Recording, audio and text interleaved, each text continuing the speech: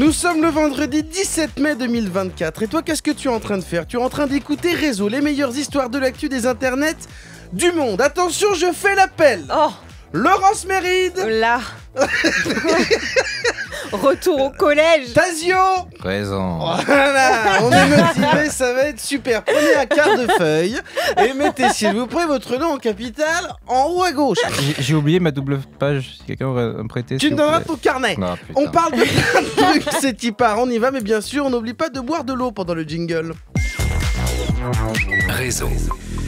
Aujourd'hui, dans Réseau, nous avons une invitée que vous connaissez si vous écoutez Move régulièrement le matin. Nous aussi, on la connaît bien. Elle est journaliste, passionnée de faits divers, de pop culture, de télé-réalité, des sujets qu'elle analyse à la radio, à la télé et sur Internet. Et depuis le 2 mai, elle est aussi en librairie puisqu'elle a publié son premier livre, Vivre pour les caméras, édité chez JC Lattès, une enquête au cœur de la télé-réalité pour tenter de comprendre comment ce genre de divertissement peut être si influent tout en étant autant méprisé, comment il a envahi aussi les réseaux sociaux et savoir ce que la télé-réalité dit de nous et de notre société. Bonjour Constance Villanova. Hello, bienvenue dans Réseau.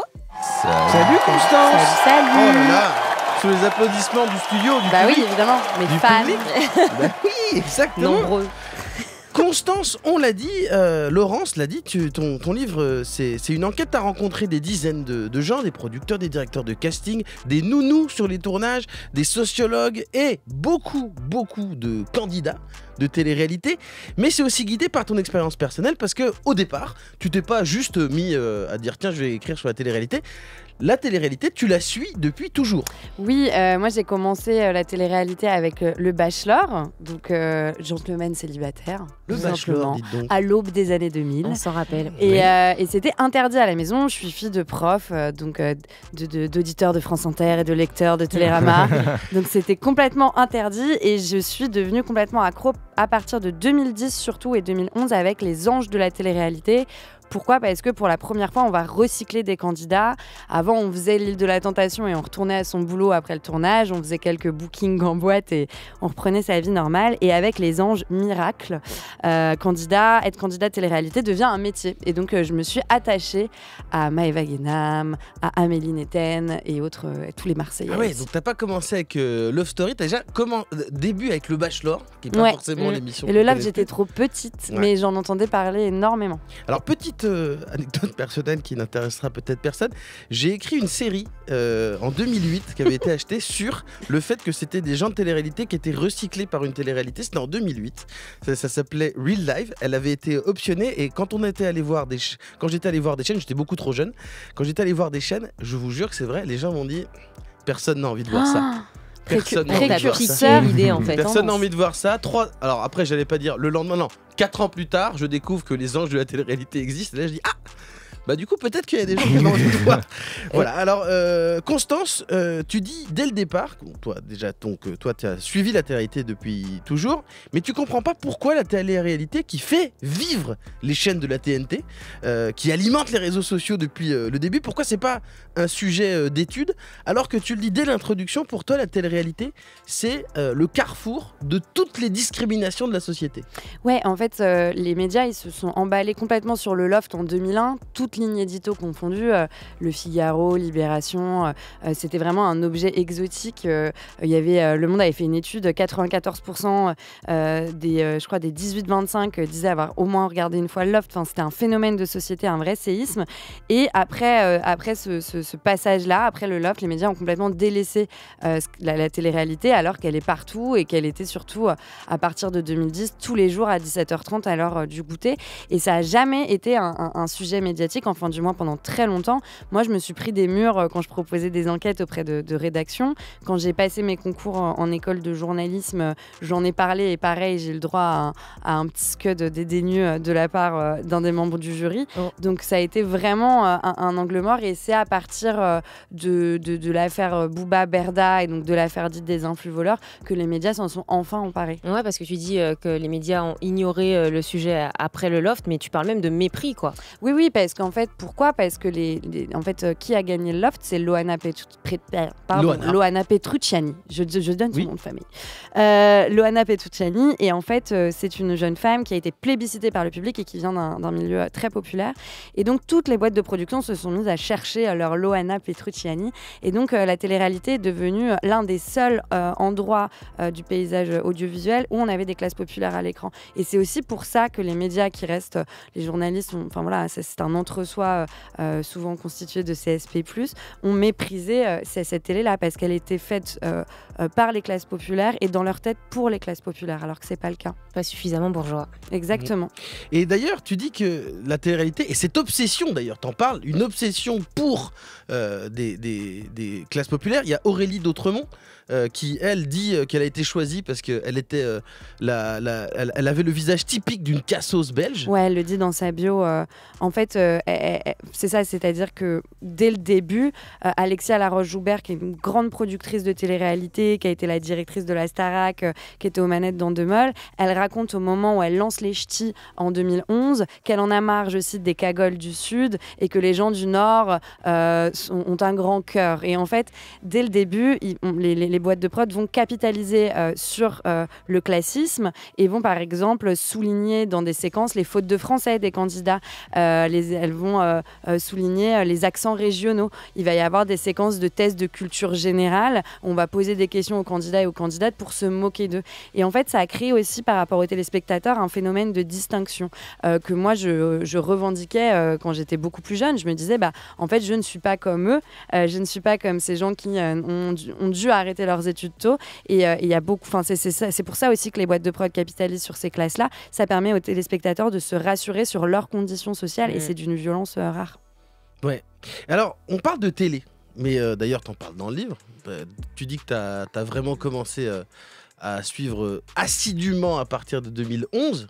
2011, c'est la fin de la première ère de la télé-réalité, puisque vers 2013... vers 2012-2013, enfin 2012, Kim Kardashian poste son selfie bouche de canard sur Instagram. Et là, on arrive avec l'ère des réseaux, puisque là, c'est de la continuation. La télé-réalité s'arrête plus. Elle continue sur les réseaux, Instagram, Snapchat et... C'est quoi? Ensuite, les candidats télé-réalité deviennent des professionnels. En fait, ce qui est intéressant avec l'apogée des réseaux sociaux, c'est que le storytelling des saisons de télé-réalité se poursuit en story Instagram. Avant, tu devais attendre 3 mois, 4 mois pour revoir tes personnages préférés. Maintenant, il suffit de les suivre sur les réseaux et les histoires d'amour se prolongent, les clashs se prolongent et donc la télé-réalité ne s'arrête plus à l'écran de télé. Et surtout, les réseaux sociaux ont permis aux candidats de ne plus dépendre financièrement uniquement des tournages et les placements de produits qu'ils vont faire sur les réseaux sociaux leur rapportent beaucoup plus d'argent que les tournages en eux-mêmes. Et tu dis d'ailleurs que les tournages, juste pour rappeler, les tournages de télé, ça rapporte pas beaucoup.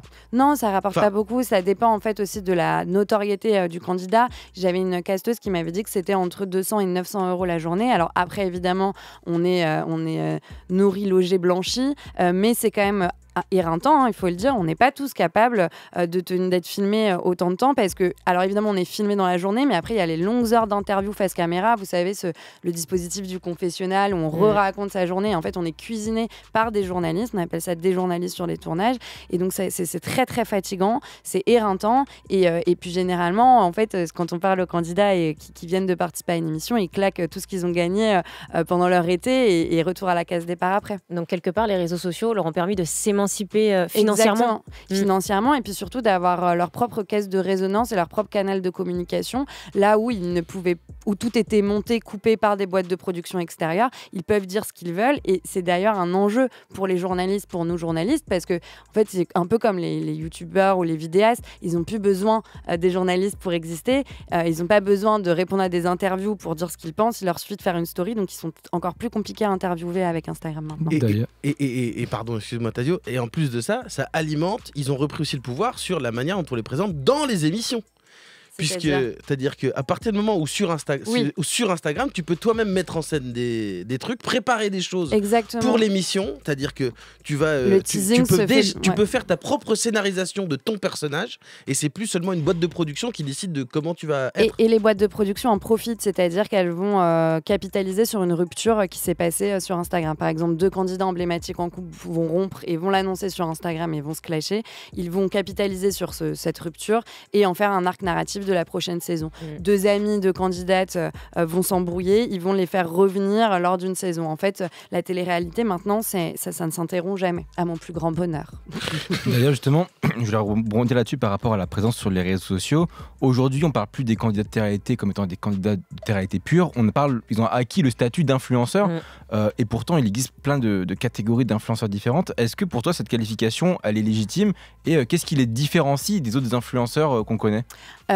Selon moi, c'est la catégorie de placement de produits qu'ils font en fait, et on l'a vu avec l'affaire des influx voleurs, l'affaire Booba Berda il y a quelques mois. C'est que la catégorie de produits qu'ils proposent est assez cheap et c'est toujours les mêmes, et on a l'impression qu'ils n'ont pas vraiment de droit de regard sur ce qu'ils vont vendre comme produit, et que l'agence qui leur fait vendre les produits a tous les droits. Donc c'est ça pour moi la différence principale, c'est que j'ai l'impression qu'ils sont pas vraiment aux manettes, du moins ils ne l'étaient pas, et ça leur a causé du tort de ce qu'ils vendaient auprès de leurs abonnés. D'ailleurs, on veut souvent les présenter un peu comme des gens sans talent, ces influenceurs-là, cette catégorie d'influenceurs, des gens qui seraient un peu des influenceurs bas de gamme. Est-ce que toi, tu comprends un peu cette justification ? Est-ce que tu trouves qu'ils n'ont pas de talent ou... je la comprends, mais je pense que c'est accentué, cette critique, par le fait que c'est des candidats de télé-réalité. Parce que les candidats de télé-réalité sont en permanence snobés et méprisés. En fait, la télé-réalité, elle a mis à l'écran des gens qui ne jouaient pas de la musique. Avant, on avait des télécrochets. Enfin, voilà. Avant, quand on passait à la télé et qu'on venait des classes populaires, c'était parce qu'on avait une histoire à raconter dans une émission de témoignage. Là, elle a mis au cœur de l'écran de la banalité. Donc, pour moi, ces candidats-là, ils ont du talent, ils ont une intelligence sociale, parce qu'il faut tenir un tournage, il faut rester 10 ans à l'antenne quand même. On parle de personnes qui arrivent à renouveler des histoires, et puis ils ont vendu, ce qui est le plus important pour moi, ils ont vendu leur anonymat à 100%, et donc il y a du travail derrière. Donc la critique envers ces influenceurs-là, moi je la trouve juste quand elle concerne tous les influenceurs, mais je la trouve un peu injuste quand elle concerne les influenceurs télé-réalité, quoi. Ok. Et justement, parce que Laurence disait, ça leur a permis, les réseaux, de s'émanciper un petit peu, de reprendre un petit peu de pouvoir sur le plan financier, de plus dépendre uniquement des productions. En revanche, ce que tu décris là quand même, c'est que en termes l'influence, sur l'influence, ils ne maîtrisent pas non plus complètement ce qu'ils peuvent potentiellement présenter comme placement de produit. Tu as rencontré la grande papesse des influenceurs, Magali Berda. Sa boîte a coulé très vite. Shona Evans, exactement, la boîte qui organisait les placements de produits. Est-ce que, en vrai, ces placements de produits leur rapportaient autant d'argent que ça? Est-ce que ça, tu as pu en parler avec... Comme Mila Jasmine qui dit qu'elle est millionnaire, par exemple. En fait, c'est hyper compliqué de savoir combien ça rapporte. La seule personne qui en a parlé à la télé, c'était Cyril Hanouna. Il faut rappeler que Cyril Hanouna, il avait des parts dans l'agence de Magali Berda, et qu'il a des parts chez Banijay, qui est la boîte de production des Marseillais. Donc le discours de Cyril Hanouna sur la télé-réalité, il faut le prendre avec des pincettes généralement, et puis son discours tout court d'ailleurs. Donc c'est la seule source qu'on a sur des revenus. Les candidats et candidates se vantent de gagner beaucoup d'argent. Qu'est-ce qui est vrai, qu'est-ce qu'il faut? En tout cas, ce qui est vrai, c'est qu'ils sont très riches et qu'ils se sont souvent bâtis un empire grâce aux réseaux sociaux. Oui, à partir du moment où... alors évidemment, il y a des voitures de location qui vont être prises juste pour faire des stories. C'est ce que j'allais dire. Est-ce que les photos qu'on voit sur les réseaux sont véridiques? Il y a des choses gratuites aussi qui sont données, etc. En tout cas, c'est évident. Et ça, il faut le mentir, qu'ils sont sortis de leurs conditions sociales initiales. Et c'était ça leur pari aussi, c'était de s'extirper parfois de la misère sociale ou de milieux sociaux très très populaires. Et Magali Berda, alors je l'ai rencontrée, mais je la cite pas dans le livre, mais je l'ai rencontrée, et c'est vrai que oui, sa boîte fait banqueroute. Et d'ailleurs, les candidats de télé-réalité sont de plus en plus en dèche. On les voit de plus en plus refaire ce qu'on appelle des bookings, donc ce qui était le modèle économique d'avant Instagram, c'est-à-dire qu'ils font des apparitions en boîte de nuit, et ils sont payés pour apparaître en boîte de nuit et pour distribuer des bouteilles. Ça, on le voit de plus en plus en ce moment, alors que c'était plus le cas depuis une dizaine d'années. Oui, c'est pour ça que ça pose question sur leur puissance financière. C'est-à-dire que ça, en quelques mois, ils ont dû retourner après retourner à ce genre de pratique. Alors j'imagine qu'il y en a certains qui sont mieux lotis que d'autres, il y en a certains qui s'en sont mieux sortis d'autres financièrement, mais toi, de tous ceux que tu as rencontrés, tu as quand même... Non, j'ai l'impression que pour le coup, moi je pense qu'il y a une vraie richesse, il y a un vrai capital qui s'est constitué. Après, c'est une société du spectacle et de mise en scène, c'est ce que je dis dans le livre, donc c'est très très difficile de savoir ce qui relève du prêt et de l'achat en fait. Mais on attend, et puis le mode de vie aussi, voilà, il y a beaucoup de... le mode de vie a l'air très très onéreux. Donc, et puis ce sont des personnes, en fait, c'est ce qu'une casteuse m'avait dit, il y a cette notion aussi on n'a pas beaucoup appris à ces personnes-là qui, quand elles sortent de télé-réalité, les candidats, on leur a pas appris à gérer leur argent. Et comme les gens qui gagnent par exemple le loto. Exactement, millions, c'est pareil. Et ils et elles sont pas accompagnés. Je sais qu'il y a une productrice qui est très appréciée, qui leur donne des conseils, où placer, etc. Mais c'est ça aussi qu'il faut rappeler. Quand on devient très riche très très vite et qu'on n'a pas une culture de l'économie, de l'épargne, qui est quelque chose de très culturel et qu'il n'y a pas dans tous les milieux, c'est très compliqué aussi d'épargner et de faire attention à ce qu'on dépense et ce qu'on a. Mais en fait, c'est ça qui est assez amusant dans la télé-réalité et chez ces influenceurs-là, c'est qu'on ne saura jamais s'ils sont millionnaires ou pas, ce qui relève de la Lamborghini de Locke, du resto gratuit, etc. Mais d'ailleurs, on parle beaucoup des candidats de télé-réalité, mais on est d'accord que ça concerne en fait qu'un top pourcentage de ces personnes-là. En fait, il y en a beaucoup qui, après... disparaissent complètement et en fait il y a que quelques personnes qui réussissent vraiment à construire une marque autour de ça. C'est ça, et c'est pour ça que je parle de talent aussi. Il y a Jessica Thivenin par exemple, des Marseillais, on a parlé de Mila Jasmine, on peut parler de Maëva Guénam, on peut évidemment parler de Nabila, mais il y a des centaines de jeunes femmes. Je parle beaucoup des femmes dans mon livre, c'est pour ça que je fais tout au féminin là depuis tout à l'heure. On va y venir. Il y a beaucoup de jeunes femmes qui sont retournées à l'anonymat complet, et ce qui est intéressant, c'est que celles qui veulent retourner à l'anonymat n'y arrivent pas d'ailleurs. Elles continuent à être harcelées. Je pense à Marie Garet, qui est une des gagnantes de Secret Story, qui n'a pas pu reprendre son boulot. En fait, la télé-réalité, ça tâche tellement que quand tu essayes de reprendre une vie professionnelle lambda, on te ferme des portes. Et donc, c'est aussi pour ça que la critique, donc à pas y retourner, en fait, c'est pas si simple de pas retourner dans la télé-réalité. De retour dans Réseau avec Constance Villanova, autrice du livre Vivre pour les caméras, ce que la télé-réalité dit de nous, une enquête sur comment la télé-réalité nous a influencés partout dans la société. On en a parlé. Aujourd'hui, la télé-réalité, c'est avant tout une manière aussi d'alimenter les réseaux, et sur TikTok ou ailleurs, par exemple, les codes de télé-réalité sont utilisés dans la mise en scène de son intimité. Et par exemple, est-ce que Tazio, tu avais une question d'ailleurs sur la tranche de population à qui c'était... Yes, c'est vrai, c'est ça qu'on a tendance à vouloir se dire que la télé-réalité, en fait, c'est un peu un truc qui appartient aux classes populaires. Mais est-ce que ces codes, elles se sont pas en fait infusés dans plus de strates de la société qu'on ne le pense? Je pense par exemple du coup à la création sur Internet. Est-ce que typiquement les vlogs d'août de Léna Situation, c'est pas un peu de la télé-réalité? Est-ce que le format vlog en lui-même d'ailleurs, c'est pas un peu ça? Mais en fait, si, complètement. Les vlogs d'août, c'est de la télé-réalité. T'attends tous les jours à la même heure ton épisode pour connaître l'intimité d'une personne. En fait, la télé-réalité avec les réseaux sociaux a permis à tout le monde de devenir son ou sa propre... le candidat ou la candidate, de sa propre télé-réalité. Et on le voit même avec certains influenceurs, influenceuses. Moi, l'exemple que je prends à chaque fois, c'est celui de Poupette Kenza, qui a créé une télé-réalité à elle seule, en publiant des centaines de snaps par jour. On la voit faire ses courses, on la voit parler de ses hémorroïdes, on la voit coiffer ses enfants, et on la suit, en fait, et ça devient addictif, et elle a des centaines de milliers, 1 million même d'abonnés sur Snap. Donc, tout le monde peut être candidat de télé-réalité, tout le monde peut choisir l'angle de caméra, et même on retrouve un peu ce côté confessionnal face caméra. On va raconter sa journée, on va montrer aussi ce qui relevait avant de l'intime, de la pudeur. Je pense aux crying selfies, la tendance de se prendre en photo en pleurant, les chroniques de rupture aussi. On va chroniquer sa rupture, se filmer chaque jour pour montrer son glow-up à la fin, au bout de quelques semaines, juste après une rupture amoureuse.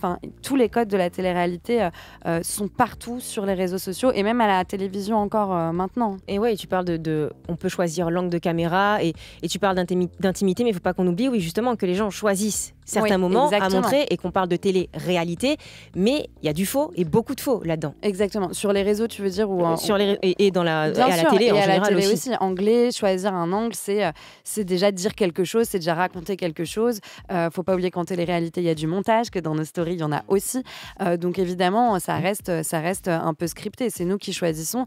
Contrairement en fait au Loft où si oui il y avait du montage, le Loft il y avait vraiment beaucoup moins de stimuli, c'est-à-dire que maintenant dans les téléréalités actuelles, les candidats vont être en permanence stimulés par des activités à faire. Le Loft, moi j'ai re-regardé des quotidiennes et on s'emmerde carrément. Enfin franchement, et donc il y a plus cette lenteur en fait. Mais il y avait le Loft, ils n'avaient pas forcément besoin, c'était le premier, c'était déjà tellement sidérant de voir ça. Et c'est ça qui était intéressant aussi, le fait de pouvoir aussi s'ennuyer avec eux. On n'avait pas l'impression que c'était aussi fake que ce qu'on voit aujourd'hui, parce que vraiment c'était étendu dans le temps, comme tu dis. En fait, c'est aussi une question de moyens. Avant on avait plusieurs journées qui correspondaient à un épisode. Maintenant, une demi-journée de tournage, par exemple sur la Villa des Cœurs Brisés, les Marseillais ou autres, c'est un épisode. Donc il faut forcément qu'il se passe quelque chose. Et donc on s'est habitué aussi à ce rythme très très très violent d'images, de clash, d'insultes en permanence. Et c'est vrai que maintenant quand on regarde la nouvelle version de Secret Story qui a commencé il y a quelques semaines sur TF1, où là il y a plus de lenteur, on est complètement désarçonné. Enfin moi ça me perturbe énormément. Et d'ailleurs là encore dans le monde de l'influence avec ces personnages comme Poupée de Kenza, je pense aussi à un autre très gros acteur de Snapchat qui est Nasdas, qui vit à Perpignan. Eux, pareil, ils font des vlogs, ils donnent de l'argent à des gens, ils font des défis, ils font des choses dans leur vie, dans leur quartier.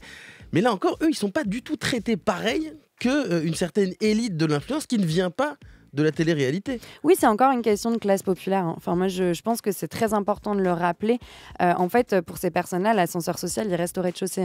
Et on le voit tout à fait avec, à nouveau, les candidats de télé-réalité qui vont s'acheter des sacs Hermès à plusieurs SMIC, qui vont s'habiller en Balenciaga, mais qui ne seront jamais invités au premier rang des défilés, en fait. C'est exactement, tu parlais, Laurence, des gagnants au loto la dernière fois. En fait, on jugera toujours la façon dont les pauvres gèrent leur argent, même quand ils deviennent riches. Donc il y a encore ce vernis de mépris de classe sur ces influenceurs-là, qu'il n'y a pas par exemple sur d'autres influenceurs qui viennent de milieux sociaux plus favorisés. Et principalement d'ailleurs s'ils sont des femmes. Oui, il y a en plus doublé de misogynie. Après là, je parle beaucoup de jeunes femmes qui seraient victimes aussi de ce milieu-là. Faut aussi se rappeler qu'elles sont devenues des businesswomen, qu'elles prônent quand même un mode de vie ultra libéral, pas du tout écolo, et qu'elles prônent aussi un discours très réactionnaire. Voilà, je tiens à le dire quand même. D'ailleurs, il y en a même certaines qui se retrouvent un petit peu parfois presque obligées d'ailleurs à se reconvertir quand ça marche pas trop dans des business un peu de charme et tout. Exactement. Je pense à OnlyFans. Il y en a même qui finissent par faire du porno alors que c'était pas du tout ce à quoi elles s'étaient destinées à la base. Il y a aussi ce genre de dérive dans cette industrie. Alors, on peut pas. Enfin, moi, j'utiliserai pas le mot dérive parce qu'elles font ce qu'elles veulent de Bien leur sûr. corps. C'est leur choix. Mais ce qui est intéressant, c'est que ça raconte comment leur corps est leur instrument de travail et est devenu leur instrument de travail depuis le début de la télé-réalité. On peut se rappeler, par exemple, dans Les Anges, il y avait quand même des séquences car wash. J'avais complètement oublié. C'est vrai, ça. Où à 23h30, Nabila nettoyait une moto en petite tenue, elle faisait couler de la mousse sur sa poitrine. Elles sont toujours en maillot de bain dans les épisodes. Elles vont passer par la chirurgie esthétique. C'est ces implants mammaires qu'elles vont montrer pour vendre des berlingots amincissants à leurs abonnés. Donc j'ai l'impression que c'est plus l'aboutissement aussi de cette objectification du corps et du fait que voilà, leur corps reste leur instrument de travail. Mais Mime et OnlyFans, avec la crise des influvoleurs, leur permet de dégager beaucoup plus de revenus en ce moment. Ouais. Et d'ailleurs, dans le livre, il y a toute une partie là-dessus, c'est que la télé-réalité, mais là au même titre qu'à l'époque la couverture des magazines, mais d'autant plus avec les réseaux, a totalement, a complètement déréglé la vision du corps de la femme. Oui, c'est-à-dire qu'en fait, la télé-réalité montre tous les jours à 17h30 des corps, un idéal de beauté et des corps inatteignables. Mais toi, Constance, d'ailleurs, comme tu pars dans ton livre, c'est la démarche d'une démarche personnelle, oui. De ton expérience, toi, par rapport à la télé-réalité. Quel impact a eu la télé-réalité sur ta féminité à toi ? Alors moi, ça a été compliqué parce que quand j'étais ado, j'avais pas des formes plantureuses et le fait, je pense, de voir tous les jours à 17h30 des seins bien boostés aux prothèses m'a pas aidé dans mes complexes. Donc j'ai beaucoup rembourré mes soutiens-gorge, je suis une experte, je peux vous donner plein de conseils. Et donc déjà sur ma vision du corps, ça a été très compliqué et je pense que je suis pas la seule parce qu'à nouveau on parle de programmes qui visent les jeunes femmes et ça a bouleversé aussi, ça a eu une influence, la télé-réalité, sur mon rapport aux autres femmes. En fait, il y a un arc narratif permanent en télé-réalité qui est celui de la rivalité féminine. Il n'y aurait pas assez de place pour toutes les femmes et donc il faut qu'on se batte entre nous. Et donc j'étais très sur la défensive avec les autres filles. La sororité n'existait pas. J'étais en compétition permanente avec les autres femmes. Je traînais beaucoup avec des garçons et dès qu'une femme entrait dans le groupe, c'était une concurrente dans ma tête. Et ça a aussi influencé ma vision de l'amour. L'amour qui est prôné particulièrement dans les émissions de dating comme La Villa, Les Princes et les Princesses de l'amour. C'est l'image d'un amour violent avec un Don Juan qu'il faut changer en l'épousant, qui est infidèle mais il faut lui pardonner. Quand on s'aime, il faut gueuler, il faut se faire du mal. Donc oui, ça a construit complètement la trentenaire que je suis. Mais quand on regarde aujourd'hui, par exemple, le compte Instagram de Nabila, si on veut revenir sur le fait que voilà, ça a été décuplé par les réseaux sociaux, l'impact de la télé-réalité et notamment de la vision du couple. Quand on regarde l'Instagram de Nabila, on a l'impression que c'est elle qui mène le couple, qui mène la vie de famille et elle a pris en fait vraiment le pouvoir sur l'image qu'elle veut donner, en tout cas. Bien sûr, Nabila, c'est pour moi, c'est un peu c'est la Kim Kardashian française. Mais après, cette forme de féminisme reste quand même ultra capitaliste et elle a fait quand même de son mari et de ses enfants des produits. Elle a décliné son mariage en une télé-réalité. Donc en fait, et elle reste dans une structure très hétéropatriarcale hétéropatriarcale du couple.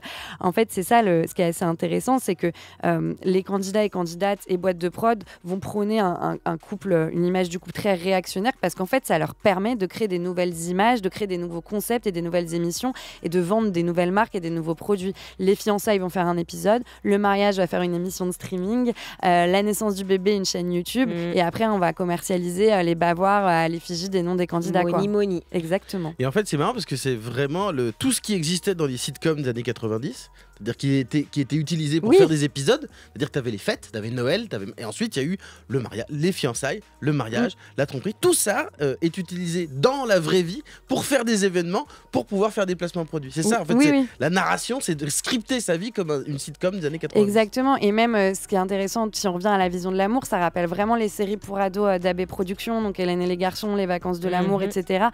Quand on se met en couple, d'abord, il y a le pré-couple, qui est quand même une notion. On parle de gens qui ont 30 ans, souvent. Donc, les hommes ont 30 ans, d'ailleurs, et les femmes en ont 19, c'est assez intéressant. Donc, il y a le pré-couple, où en fait, ça va être tout le rapport de séduction. Ensuite, le couple va devoir sceller son amour devant le groupe, mais comme quand on était en sixième et qu'il fallait embrasser son conjoint pour sceller le couple et le valider. Enfin, en fait, c'est vraiment un langage amoureux ultra adolescent pratiqué par des adultes. Donc, c'est lunaire. Mais je me demande si ça remplace pas aussi à la télé un manque que AB Productions comblait de sitcoms pour ados comme quand on avait KD2A, quoi. Et je me suis fait la réflexion en lisant ton livre, c'est assez marrant parce que souvent dans ces soap opéras ou dans ces petites sitcoms pour ados, souvent on allait chez des familles aisées et riches, alors que là dans la télé-réalité on a un petit peu changé, c'est plus le même milieu social.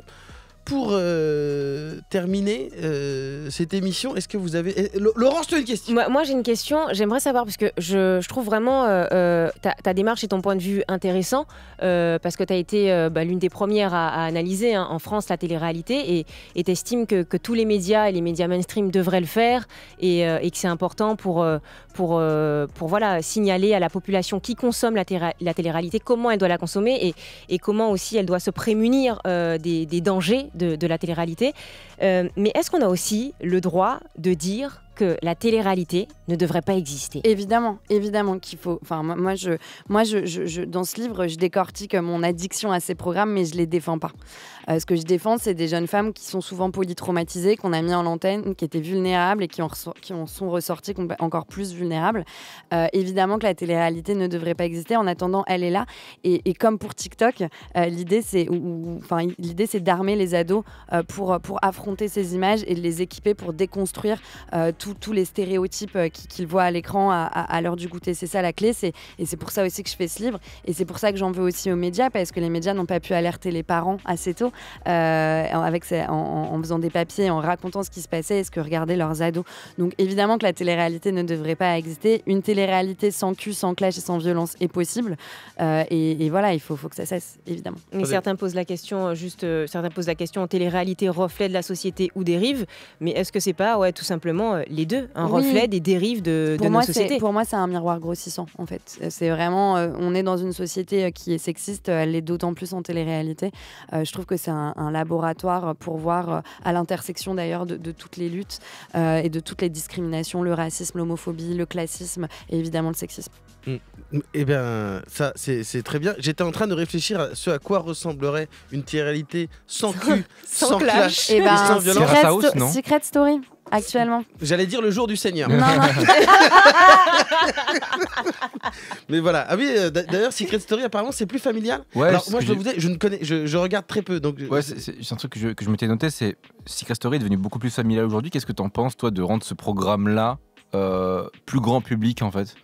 C'est un coup de com' de la part d'Endemol qui a produit le Loft et qui est aussi qui appartient à Banidia qui produit les Marseillais, donc on reste quand même dans une entreprise de washing. Mais franchement c'est très lent, c'est assez amusant à regarder, c'est bienveillant, et comme la dernière édition de la Star Academy, ça se regarde avec les parents sans problème. Donc en fait oui, une télé-réalité d'enfermement sans violence, ça peut marcher. Ça peut marcher, c'est pas obligatoire, mais ça peut marcher. marcher. Du lundi au vendredi. Toute l'actu d'Internet. Avec Réseau. Merci beaucoup Constance Villanova d'avoir été avec nous. Je le rappelle, ton livre aux éditions Jean-Claude Lattès s'appelle Vivre pour les caméras, ce que la télé-réalité d'ailleurs, j'ai oublié une lettre, voilà, voilà, on va la redire. Ce que la télé-réalité dit de nous, et c'est dispo. A fait de nous. Alors, mais c'est pas grave. Alors, c'est que vivre. Bonjour. Bienvenue dans Réseau. Très bien. Non, merci beaucoup Constance. Vivre pour les caméras, ce que la télé-réalité a fait de nous, c'est le bon titre. Dispo en librairie, et si vous n'avez pas l'habitude de le faire, on écoute et on peut entendre Constance tous les matins, pas tous les matins. Oh là là, le lundi et le jeudi. Et le jeudi dans On n'est pas fatigué sur Move. À 7h43. À 7h43, c'est précis. Absolument. Voilà. Merci beaucoup de nous avoir suivis.